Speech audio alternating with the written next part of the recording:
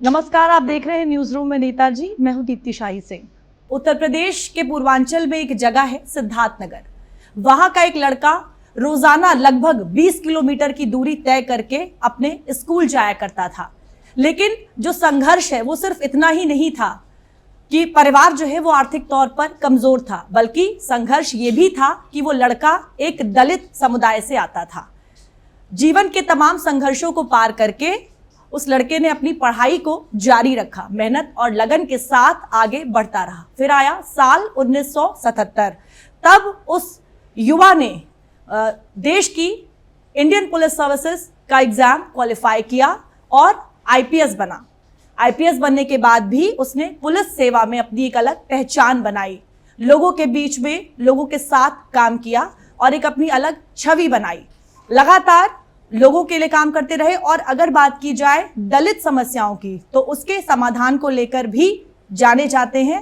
जब इनका कार्यकाल था तो बसपा सुप्रीमो मायावती के बेहद करीबी माने जाते थे, लेकिन 2015 में जब बीजेपी का दामन थामा तो लोगों को चौंका दिया। बात की जाए 2018 की तो बीजेपी ने इन्हें अनुसूचित जाति जनजाति आयोग का अध्यक्ष भी बनाया। फिर आया साल 2020 जब बीजेपी ने इन्हें अपना उम्मीदवार बनाया और ये राज्यसभा के सांसद बने। आज हमारे साथ न्यूज रूम में जो शख्सियत है वो अपनी छवि के लिए कह सकते हैं एक कड़क पुलिस वाले के तौर पर जाने जाते थे और उत्तर प्रदेश में एक बड़ा दलित चेहरा भी हैं। अपने काम को पूरी लगन जोश के साथ और लोगों के बीच में एक फाइटर के तौर पर मशहूर हैं। हमारे साथ न्यूज रूम में है राज्यसभा सांसद ब्रिजलाल जी। नमस्कार सर, स्वागत है आपका न्यूज रूम में। सर ये बताइए कि आप जो है आर्थिक तौर पर कमजोर थे, परिवार की बात की जाए, लेकिन संघर्ष कौन सा ज्यादा बड़ा और मुश्किल था, आर्थिक तौर पर कमजोर होना या एक दलित वर्ग से आना? आर्थिक रूप से कमजोर होना। पहले गांव में पढ़ाई नहीं होती थी, हर गांव में स्कूल नहीं थे। तो वो दिन था 17 नवंबर 1960। एक मास्टर थे 8वां पास, मेरे पहले गुरु, वो भी दलित थे, मुंशी ईमानदार। वो आए तो बच्चों को पकड़ लिया जाता था, हम भी पकड़ लिए गए। मैं रो रहा था। मेरी माँ बोली आज बीफ है, आप मत ले जाओ। तो उन्होंने कहा माता जी इनको पूर्व बजाय पश्चिम से निकाल दो तो दोष दूर हो जाएगा। तो 17 नवंबर 1960 मेरा पहला दिन स्कूल था। गांव से 2 किलोमीटर। एक बच्चा एक जांघिया पहने हुए जाड़े में और एक कमीज पहने हुए जाता था। घर में ढेबरी की रोशनी। वहाँ से मैं स्कूल जो था, बिल्डिंग नहीं थी, आम और महुआ के पेड़ थे, उसके नीचे मैंने पढ़ाई किया है। जब मैं 1 अक्टूबर 2011 को डीजीपी हुआ तो मीडिया ने पूछा कि सर आपकी पढ़ाई किस कॉन्वेंट में हुई है। सोचे होंगे जो 3.5 लाख की फोर्स का कमांडर है वो किसी बड़े परिवार में पैदा होगा। तो मैंने कहा था महुआ के पेड़ के नीचे। तो अखबारों में आया, भूला नहीं महुआ के पढ़ाई। तो मेरी पढ़ाई का वो शुरुआत थी। और 1965 में 5वां पास कर लिया। घर में ढेबरी थी, लालटेन भी नहीं था। उसके बाद 6वां में पढ़ाई में मैं 12 किलोमीटर नंगे पांव जाता था, कस्बा सोहरतगढ़, और 12 किलोमीटर नंगे, 24 किलोमीटर पैदल चलना। ईस्टर्न यूपी के लोग जानते होंगे, माँ मेरी भुजिया चावल बांध देती थी, अंग्रेजी में पार बॉइल्ड राइस। तो दोपहर में भुना लेता था और नमक और भूजा मेरा खाना होता था। तो 70 में हाई स्कूल किया। मुझे कोई गाइड करने वाला नहीं था, मैं अपना गाइड खुद हूँ। तो वहाँ पर जब मैंने 70 में एग्ज़ाम दिया तो मेरी रैंक आई यूपी में 43वां। एक दलित घर का बच्चा, ढेबरी की रोशनी वाला, माँ बाप पढ़े लिखे नहीं, 43वां रैंक। तो मुझे 60 रुपया महीने की स्कॉलरशिप मिल गई। तब मैंने पहला हवाई चप्पल ख़रीदा था और अभी मेरी पुस्तक आ रही है, उसमें पहला फ़ोटो वही है, 17.5 साल का ब्रिजलाल, कमीज़ पैजामा और पहला हवाई चप्पल।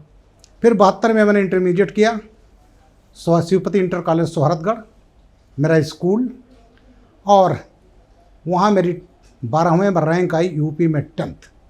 अब एक गरीब घर का बच्चा, उत्तर प्रदेश बोर्ड का 10th रैंक होल्डर, तो उत्तराखंड भी था। मैं IAS IPS कुछ नहीं जानता था। मेरे गुरु थे सर्वजीत सिंह, ईश्वर उनको लंबी आयु दे, अभी वो जीवित हैं। उन्होंने कहा बेटा तो इलाहाबाद चला जा।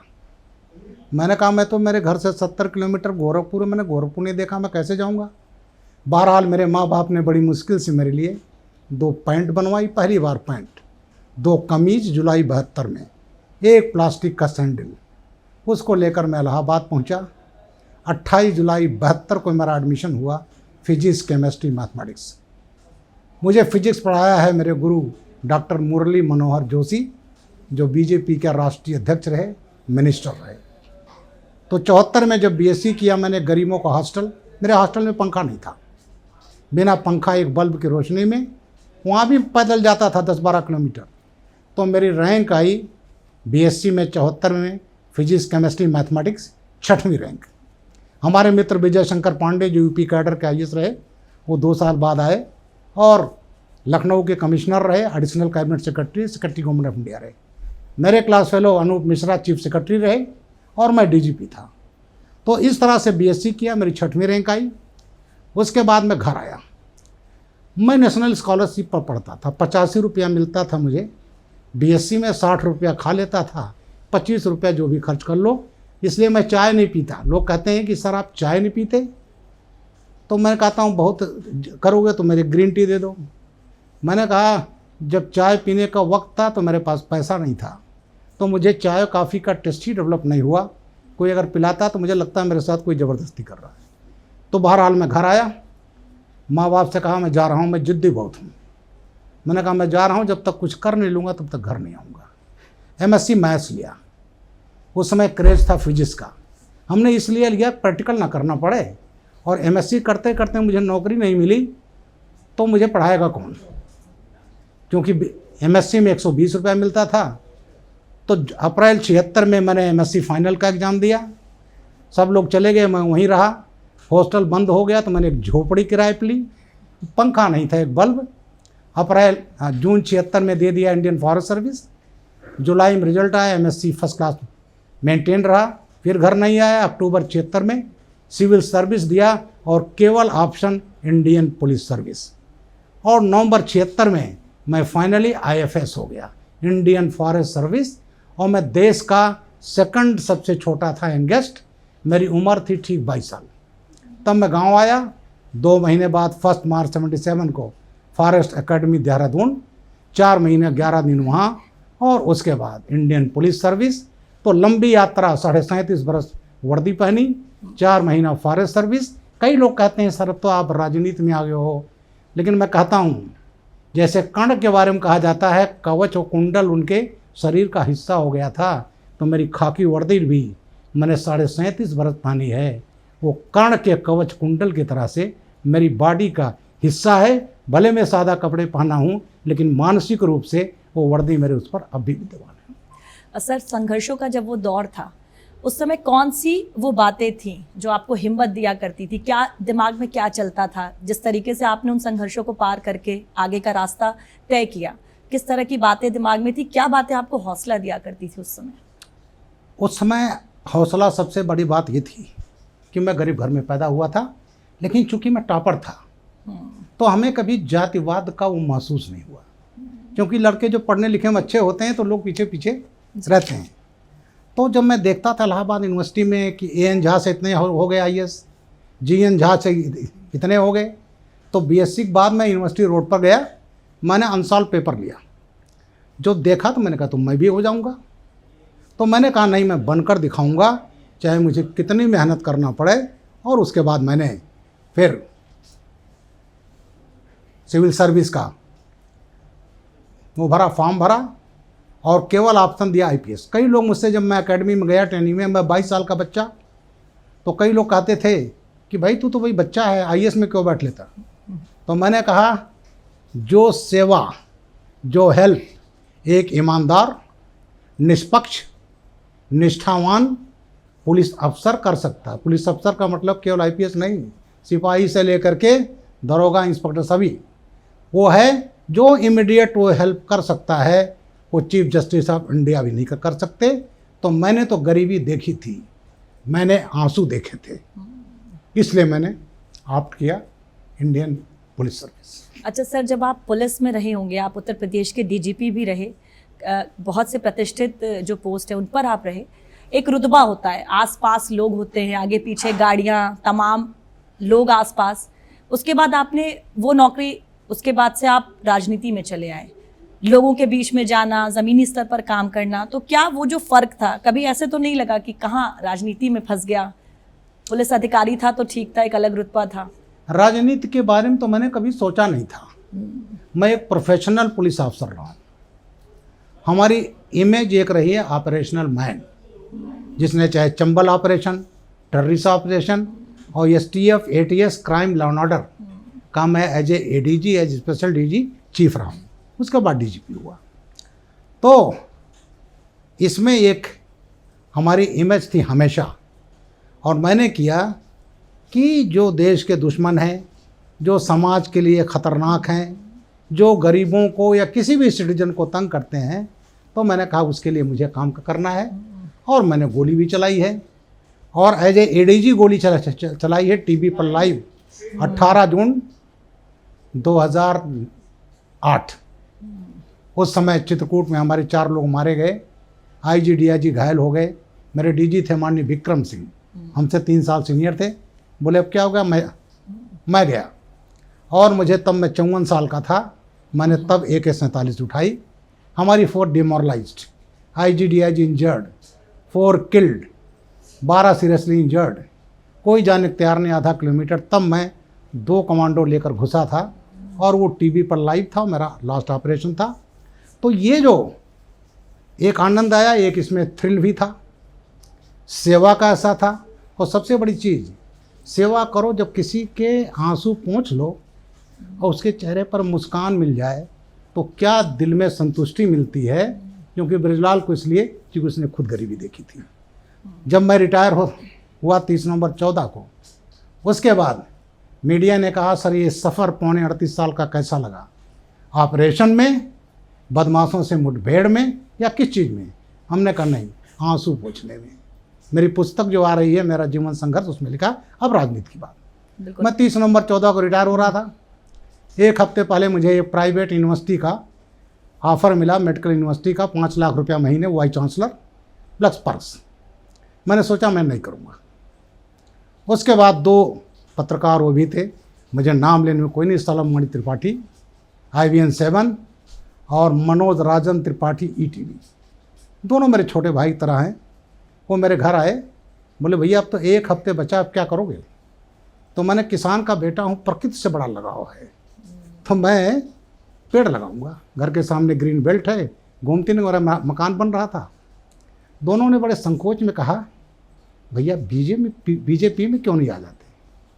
मैंने कहा ब्रजलाल, और राजनीति जो लड़ता रहा पॉलिटिशियन से किसी बात में, एक मुख्यमंत्री के सगे भाई के खिलाफ जिसने 9 अप्रैल 90 को मुकदमा कायम कर दिया, एक सिद्धांत पर खामियाजा भी भुगता, तो ब्रजलाल और राजनीति तो ये तो नॉर्थ और साउथ पोल है। मैं रिटायर हो गया 30 नवंबर 14 को। फिर सलब का फ़ोन आया 5 दिन बाद, 5 दिसंबर 14, कहा भैया मेरे दफ्तर आ जाएंगे। मैं गया तो एक हमारे भारतीय जनता पार्टी के बहुत वरिष्ठ नेता वहाँ मिले। उन्होंने कहा यहाँ आ जाइए भारतीय जनता पार्टी में। मेरे घर पर माननीय लक्ष्मीकांत वाजपेयी जी, वो प्रदेश अध्यक्ष थे, मैं SSP मेरठ रहा, वो आ गए। अब कई बार सोच विचार करके कि राजनीति में आना है, तो MSc मैथमेटिक्स हूँ तो कैलकुलेट किया, कांग्रेस 0, सपा से मेरा 36 का आंकड़ा। और लोग कहते हैं कि दलित हैं, और BSP में DGP रहे, 4.5 साल ADG law and order special DG रहे, तो दलित होने के बाद BSP में क्यों नहीं गए? मैं ज़रूर कहना, मेरी पुस्तक में भी, आज मैं TV पर कहता हूँ, लोग देखें। हमारी मुलाकात माननीय बहन जी से 1 जनवरी 14 को हुई थी। मेरे नौकरी के ठीक 11 महीने बाकी थे, 9 वर्ष था। मैं भी गया बधाई देने। उसके बाद 4-5 महीने 5 बार टाइम मांगा मिलने के लिए, मुझे टाइम नहीं मिला। तो पता चला साहब वहाँ पर कुछ पहले जमा करना पड़ता है। तो मैंने कहा भाई मैं तो उनके कार्यकाल में सेनापति था, अब अगर सेनापति एक दलित ब्रजलाल जो DGP रहा वो नहीं मिल पाएगा तो कौन गरीब दलित जो है। तो मेरा जो ये था, वैसे भी राजनीति का मतलब नहीं था, तो BSP ब्लॉक जहाँ मिलने का समय ना मिले, कांग्रेस 0, सपा से मेरा 36 का आंकड़ा, केवल एक ऑप्शन था और मैं भारतीय जनता पार्टी में आया और पार्टी ने मुझे बहुत सम्मान दिया। मैं वो IPS अफसर था, जिलों में जब था तो मैं कहता था कि अगर आपको लगे 3 बजे अभी कुछ लाइफ एंड प्रॉपर्टी भारी हानि हो जाएगी तो रात में 3 बजे आओगे तो SSP मिलेगा। ऐसे केसेस महीने में 1-2 होते थे। आए, संतरी ने घंटी बजाई, मैं जो कपड़ा पहने हूँ बाहर आया, क्या है समस्याएं सुना, निदान किया। तुरंत वायरलेस का ज़माना, ऐसो को फ़ोन किया, नचुली सो रहा होगा, आया। तो मुझे जो आनंद आया, कभी कभी तो मुझे मेरी पुस्तक में आएगा कोई और भी सरकार है। मैं नया असिस्टेंट SP इलाहाबाद, एक सज्जन आए कि साहब एक गांव है माफियाओं ने उजाड़ दिया है, 1980 की बात है, कोई रिपोर्ट लिखाएगा? लोधों गांव था। बोले कोई नहीं लिखाएगा। मैंने कहा आप लिखाओगे? साहब मुझे भी जान का खतरा है। तो मैंने कहा मैं आऊँगा। करीब 100 किलोमीटर इलाहाबाद हेडक्वार्टर से दूर था, मौत का सन्नाटा, पेड़ काट लिए गए थे, ठूंठ, फसलें काट ली गई थी, फाटक फटे हुए थे। मैं जिससे पूछूं कोई बोलने को तैयार नहीं। एक महिला 35-40 साल की, मेरे माता जी क्या हो गया? बड़े मुश्किल से बोली साहब वो फला के नाम लेना ठीक नहीं है, दुनिया में नहीं है, माफिया थे। उनके आदमी आए और साहब हम लोग भाग गए तो फाटक चीर करके उठा ले गए, पेड़ काट ले गए, ठूंठ अब भी है। केवल वहाँ बुजुर्ग, बच्चे और महिलाएं। फिर मैंने वहीं कैंप किया, वहीं पर एक हवलदार, 4 सिपाही लगाए, डकैती का मुकदमा कायम किया, उनकी फसलें खलिहानों में उठवा कर लाया और फिर उनके लोगों को बुला करके बसाया। फिर गांव आया मैं इलाहाबाद, मेरा मन नहीं माना। 1 हफ्ते बाद फिर गया और वो गांव बिल्कुल आबाद।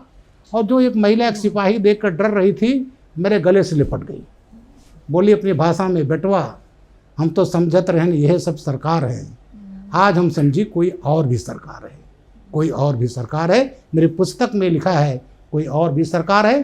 तो इस तरह से बिल्कुल मैं नए अफसरों को कहता हूँ कि ये नई कंप्लेंट मिले तब जाइए, बहुत कुछ करने को है यहाँ। सर देखिए, पुलिस महकमे को लेकर आपने काफ़ी बातें, अपने जो भी वाक़ये रहे उनका जिक्र किया, लेकिन अभी हाल ही में सपा सुप्रीमो अखिलेश यादव ने जो एनकाउंटर हुआ उस पर पुलिस वालों को लेकर टिप्पणी की थी, उसे किस तरह से देखते हैं? और क्योंकि खुद आप एक पुलिस अधिकारी रह चुके हैं, ये ऐसी बातें सुनकर कैसा महसूस होता है? बड़ा दुखद।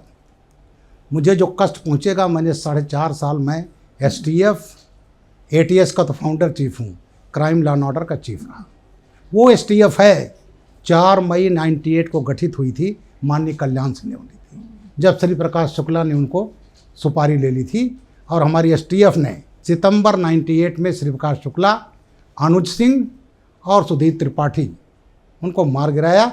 और जब फरार था तो माननीय अखिलेश जी की पार्टी ने उसके बेटे को टिकट दिया। पहले जिला परिषद चेयरमैन, किसी की हिम्मत नहीं खड़ा हो गया, जिला परिषद चेयरमैन बना, विधायक बना, उसके भाई को सांसद बनाया, उसके भतीजे को विधायक बनाया।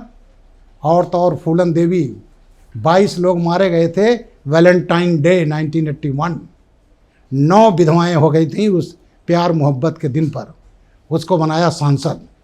तो और जितने माफिया हैं, मुख्तार अंसारी हो, अतीक अहमद हो, DP यादव हो, जितने बड़े अपराधी रहे सब इसमें रहे। ये तो रिकॉर्ड पर है, इसलिए मुझे कुछ कहने की ज़रूरत नहीं। और STF का रोल जो है साफ करने का है, चाहे चंबल के डकैत हों, चाहे माफिया हों, उनकी कमर तोड़ने का काम STF ने किया है। और सबसे बड़ा मैं ज़रूर कहना चाहूँगा, निर्भय गुर्जर, वो चंबल का अंतिम सबसे बड़ा डकैत आप कह सकते हैं। उसको मीडिया को बड़ा शौक हो गया था, उसने टीवी पर कहा कि मैंने सपा के चाचा को चांदी का मुकुट पहनाया, एक साहब और बड़े नेता दुनिया में नहीं है, सोने का मुकुट पहनाया।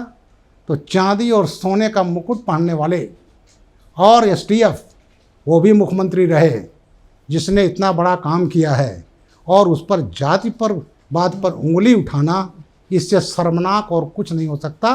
मैंने पहले भी बोला है और आज मैं दूरदर्शन पर बोल रहा हूँ, इससे दुर्भाग्यपूर्ण और कुछ नहीं होता जब ये देखा जाए कि फला मारा गया तो किस जाति का है, फला मारा गया किस जाति का है। जिसने अपराध नियंत्रण में, माफियाओं के सफाए में रोल अदा किया है, उसको डिमोरलाइज किया जाए, ये बर्दाश्त नहीं हो सकता। और जब इनकाउंटर होता है तो उसकी जांच करती है मजिस्ट्रेट, और मजिस्ट्रेट जांच करता है, उसके बाद तब उसमें कार्रवाई होती है। STF को जानते हो कितनी मेडल मिली है? 81 गैलेंट्री मेडल। 2 गैलेंट्री मेडल मेरे पास भी, मेरे पास 4 राष्ट्रपति मेडल है, 2 गैलेंट्री है। उस एसटीएफ को, उनके जवानों अफसरों को 81 गैलेंट्री मेडल, तो राष्ट्रपति पर हाथ उठा रहे हो। वो मेडल राष्ट्रपति देते हैं भारत के। तो ये बड़ा दुर्भाग्यपूर्ण रहा, मुझे बड़ा कष्ट हुआ। सर, आपने जाति की बात की, विपक्ष लगातार जाति जनगणना को लेकर जो सवाल है उठाता रहता है, उसकी बात करता रहता है। आपका क्या इस पर, या ऐसा कह है सकते हैं कि बीजेपी का इस पर क्या स्टैंड है? जो ये जाति का जनगणना की बात उठाते हैं, कांग्रेस तो 70 साल पावर में रही। उसके बाद इन लोगों की जो आज बोल रहे हैं, इनकी सरकारें थी, ये भी सत्ता में थे, कम्युनिस्ट भी थे, लालू जी भी थे, ममता बनर्जी भी थी, ये सभी लोग। और जातिवाद के जहाँ पिछड़ों की बात करते हैं, राहुल गांधी ने कहा था, राजीव गांधी जी ने, कि ये तो बेवकूफ़ लोग हैं। काका कालेकर कमीशन बना 51-52 में, रिपोर्ट आई, नेहरू जी ने खारिज कर दिया। मंडल कमीशन बना, इंदिरा जी थे, खारिज कर दिया। राजीव जी आए, खारिज कर दिया। जब 90 में माने बीपी सिंह आए मुख्यमंत्री, तब जाकर वो चीफ प्राइम मिनिस्टर, तब वो लागू हुआ। तो ये लोग, और जहाँ तक मैं तो दलित हूँ, 61 में नेहरू जी ने चिट्ठी लिखी थी सभी मुख्यमंत्रियों को, हमें आरक्षण पसंद नहीं है। और अलीगढ़ मुस्लिम यूनिवर्सिटी, चूँकि मैंने उस पर काम किया है, वो यूनिवर्सिटी और बीएचयू एक एक्ट है, पास बाय ब्रिटिश पार्लियामेंट। बीएचयू आरक्षण देता है, अलीगढ़ मुस्लिम यूनिवर्सिटी ने आज तक आरक्षण नहीं दिया, कांग्रेस की दादागिरी में। 67 में सुप्रीम कोर्ट के 7 जजों की बेंच ने कहा कि आप आरक्षण से मना नहीं कर सकते, कांग्रेस का जमाना नहीं मिला। 81 में मिसेस गांधी ने अपनी तुष्टीकरण की नीति में अलीगढ़ मुस्लिम यूनिवर्सिटी एक्ट को बदल दिया, और बदल करके उसके बाद 50% रिजर्वेशन मांगा गया, राष्ट्रपति वेंकट रमन ने खारिज कर दिया। 2005-06 में इलाहाबाद हाई कोर्ट ने जजमेंट दिया कि आपको देना पड़ेगा। अब वो सुप्रीम कोर्ट में लड़ रहे हैं, सुनवाई पूरी हो चुकी है। किसी दिन जजमेंट आता है तो जहां भारतीय जनता पार्टी कानून बनाकर सीएए, आप लोग नहीं जानते सीएए में एक फ़ायदा क्या हुआ, जो नागरिक संशोधन अधिनियम है, पाकिस्तान, बांग्लादेश और अफगानिस्तान से भागे हुए जितनी नागरिकता मिली, उसमें 70 से 75% दलित हैं। इनके पास कोई मुद्दे नहीं हैं, इसलिए बात उठाते हैं। बिल्कुल सर, हमारे न्यूज़ रूम में कुछ सहयोगी हैं जो आपसे सवाल पूछना चाहते हैं। आपने बताया आप बहुत सारी किताबें लिख चुके हैं, तो एक बिना चिंतन के लेखन नहीं होता है। आप बिहार में इस समय बहुत ही राजनीतिक परिवर्तन, एक जन सुराज नाम की पार्टी, नई पार्टी का गठन हुआ है। प्रशांत किशोर बहुत ही मतलब प्रशांत किशोर एक बिहार में नया चेहरा उभर के आए हैं, तो इनको आप किस तौर पे देखते हैं कि मतलब आने वाले विधानसभा चुनाव में ये बीजेपी के लिए कितनी बड़ी चुनौती हो सकते हैं? ऐसा है, बीजेपी के लिए कोई चुनौती नहीं है। आपने एक शब्द किया लेखक का। देखिए, लाइफ में कुछ परिस्थितियां ऐसी आती हैं जो आपको जीवन की धारा बदल देती है। मैं प्रदेश का डीजीपी था 11-12 में, सरकार बदली, मैं बदल गया। मुझे भेजा गया पुलिस अकेडमी मुरादाबाद, वहाँ पढ़ाता था मैं, काम कम था। उसके बाद भारत सरकार ने अक्टूबर 2012 में लिया मुझे स्पेशल डीजी सीआरपीएफ, और 1 महीने बाद देश की सबसे बड़ी पुलिस फोर्स का डीजी बनना था। शिंदे साहब गृह मंत्री थे, बुलाए, ब्रजलाल जी आप बहादुर हैं, मैं आपको डीजी सीआरपीएफ बनाता हूँ। मैंने कहा सर बड़ी कृपा। लेकिन स्टेट में तो दलित डीजी हुए हैं, भारत सरकार में आज तक नहीं हुआ है। अगर ब्रजलाल नहीं हुआ तो ये तो मैं नहीं कहूँगा कभी कोई दलित नहीं होगा, लेकिन मुझे 10-15 साल कोई दिखाई नहीं पड़ता। 2012 की बात है, 12 साल हो गए। मेरे ऑर्डर्स आ गए, यहाँ समाजवादी सरकार थी, गृह मंत्री ने बुलाया कि माननीय मुलायम सिंह से बात कर लिया हूँ, अखिलेश जी से बात किया हूँ। मैंने टाइम मांगा, मुलायम सिंह ने टाइम दिया, बोले हाँ डीजी साहब हम आपको छोड़ देंगे। अखिलेश जी ने मुझे टाइम नहीं दिया। अल्टीमेटली लोगों ने कहा मत छोड़िए साहब, 14 के इलेक्शन में ये सीआरपी चीफ रहेगा, इलेक्शन में फोर्स आती है, सीआरपी तंग करेगा। अब मेरे पास 2.5 वर्ष का कालकार होता डीजी सिविल डिफेंस। तो हमारे प्रधानमंत्री कहते हैं आपदा को अवसर, तो मैंने आपदा को अवसर, मेरे पास काम ज़्यादा था नहीं, तो मैंने पहले ये चिंतन किया, पहली पुस्तक लिखी सियासत का सबक, और इस पुस्तक पर आशीर्वाद है प्रधानमंत्री का। इसका प्राकथन योगी आदित्यनाथ ने लिखा है। फिर चूँकि मैं तो खुद ही किरदार हूँ टेररिज्म पर, इस इंडियन मुजाहिदीन पर लिखा मैंने, कैसे टेररिज्म देश में आया, किस तरह से इंडियन मुजाहिदीन ने ब्लास्ट किए, किस तरह से मोदी जी को मारने का प्रयास हुआ, अमित शाह जी को प्रयास हुआ, और किस तरह से राजनीतिक पार्टियों ने लालू यादव ने गोधरा को क्या कह दिया, जहाँ मनसठ जिंदा जला दिए गए कि नहीं साहब एक्सीडेंट था। किस तरह से कांग्रेस पार्टी ने भगवा आतंकवाद का लगाया, किस तरह 26/11 70 लोग मारे गए थे 26/11 में, जिसमें 3 IPS अफसर थे। उसको कहा कांग्रेस ने कि साहब ये तो भगवा आतंकवाद है, ये तो RSS ने कराया है, और ये जो इंडियन मुजाहिदीन को नाम है, उसका कोड नेम है। किताब लिखाई गई 26/11 RSS की साजिश। दिग्विजय सिंह गए बॉम्बे, विमोचन किया, दिल्ली में किया, तो आतंकवाद होती थी उसको रूप रहा। तो मैंने लिख डाला ये, और इसी का कहा गया DG साहब अंग्रेजी में लिख दो, तो मैंने अंग्रेजी में लिख दिया। अब इसका इतनी पसंद आई कि अब उसका गुजराती एडिशन आ गया है। तो इस तरह से 9 मेरी प्रकाशित हो गई हैं, 10वीं प्रिंट में है मेरी आत्मकथा का पार्ट 1। सर बताइए, लोग उत्तर प्रदेश में जो है उपचुनाव होने वाले हैं, तमाम तरह की हलचलें भी दिखाई दे रही, क्या लगता है आपको किस तरह का प्रदर्शन रहने वाला है? सेमीफाइनल भी कहा जा रहा है 2027 विधानसभा चुनाव। बहुत अच्छा होगा, क्योंकि देखिए अभी जो पिछला चुनाव हुआ उसमें कितने फर्जी नैरेटिव गढ़े गए। क्या नैरेटिव गढ़े गए दलितों में? मैं दलित हूँ, संविधान जानते हैं, दलित बाबा साहब के से बहुत सेंसिटिव है, संविधान बदला जाएगा। CAA में इसी आपके घंटा घर में शाहीन बाग दिल्ली में किसका था? PFI का, और उसमें सब पार्टियां जानती थी वहाँ सपोर्ट करने। दलितों को भरमाने के लिए वो आतंकवादी PFI जो बैंड है, बाबा साहब का फोटो, संविधान, राष्ट्रीय झंडा, तो ये सब किया गया। अभी क्या किया गया? संविधान बदला जाएगा। मोदी जी 10 साल रह चुके थे, संविधान की जितनी सुरक्षा मोदी जी ने किया, किसी ने किया। फिर कहा दलितों का आरक्षण ले लिया जाएगा। अरे नेहरू जी ने आरक्षण छीना, नेहरू ने, इंदिरा गांधी जी ने 81 में मुस्लिम यूनिवर्सिटी एक्ट में वो करके उसको बदल दिया, वंचित कर दिया। CAA ला करके मोदी जी ने दलितों को आरक्षण दिया, नागरिकता दिया। हम बुलेट का जवाब बुलेट से देते हैं, माफियागिरी खत्म। इसलिए यूपी $1 ट्रिलियन की अर्थव्यवस्था होने जा रही है। 36 लाख करोड़ का इन्वेस्टमेंट ऐसे नहीं आता, वो इसलिए आता है क्योंकि यहाँ कानून व्यवस्था का राज है, माफिया राज खत्म है। तो इन लोगों की छटपटाहट है। लेकिन आज प्रदेश देश देख चुका है कि बीजेपी ने किया है, और इनके समय में जंगल राज होता था। अरे और तो और आतंकवादियों के मुकदमे अखिलेश जी वापस लेते थे। कांग्रेस कहती थी भगवा आतंकवाद, जहां हमारे इतने लोग मारे गए 2 IPS अफसर, वहां कहते थे तो RSS का है। दुर्भाग्यपूर्ण। तो बहुत अच्छा रहेगा। अच्छी बात रही इनकी काठ की हंडी चढ़कर जल गई, अब ये गले की फांस बन चुकी है। बहुत बहुत धन्यवाद सर हमारे साथ बात करने के लिए, न्यूज़ रूम में आने के लिए। तो हमारे साथ थे राज्यसभा सांसद बृजलाल जी, जिन्होंने बड़े ही दिलचस्प अंदाज में तमाम जो सवाल थे उनके जवाब दिए। न्यूज़ रूम में नेताजी के अगले एपिसोड में किसी नए नेता के साथ आपसे फिर मुलाकात होगी। नमस्कार।